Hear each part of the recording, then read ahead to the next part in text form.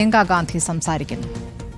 अधिवक्ता, देश के बुद्धिजीवी, चाहे किसी भी जाति के हो, चाहे किसी भी धर्म के हो, चाहे किसी भी भाषा को बोलते हो, सब इस स्वतंत्रता संग्राम में शामिल हुए। सब ने हमारे देश की आज़ादी की लड़ाई लड़ी।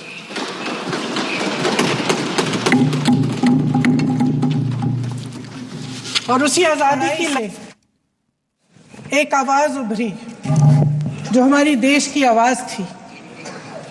वो आवाज़ ही आज हमारा संविधान है।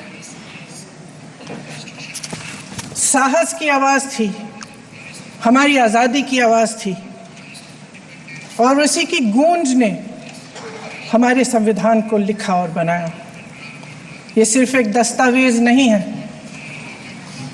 बाबा साहेब अम्बेडकर, मौलाना आज़ाद जी, राजगोपालाचारी जी और जवाहरलाल नेहरू जी और उस समय के तमाम नेता, जैसे आपने कहा, इस संविधान को बनाने की जो कार्य में सालों के लिए जुटे रहे। हमारा संविधान इंसाफ, उम्मीद, अभिव्यक्ति और आकांक्षा की वो ज्योत है जो हर हिंदुस्तानी के दिल में जलती है।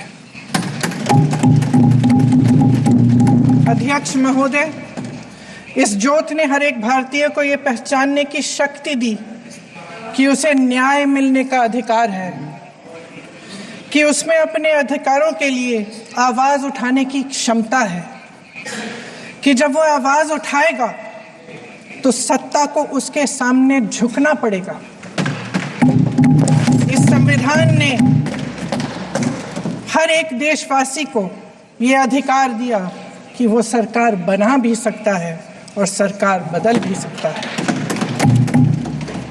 ये ज्योत जो हर हिंदुस्तानी के दिल में जलती है, उसने हर हिंदुस्तानी को ये विश्वास दिया कि देश की संपत्ति में, देश की दौलत में, संसाधनों में उसका भी हिस्सा है, कि उसे एक सुरक्षित भविष्य की उम्मीद का अधिकार है, कि देश बनाने में भी उसकी भागीदारी है।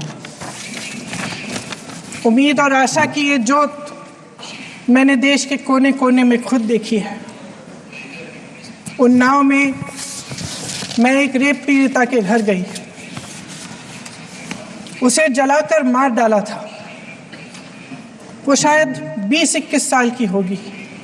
हम सबके बच्चे हैं। हम सोच सकते हैं कि अगर हमारी बेटी के साथ बार बार बलात्कार हुआ और फिर जब वो अपनी लड़ाई लड़ने के लिए गई तो उसको जलाकर मार डाला गया होता तो हम पर क्या बीतती।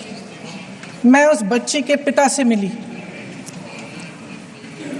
उसके खेत जलाए गए थे, उसके भाइयों को पीटा गया था, उसके पिता को बाहर से घर के बाहर घसीट कर मारा गया था।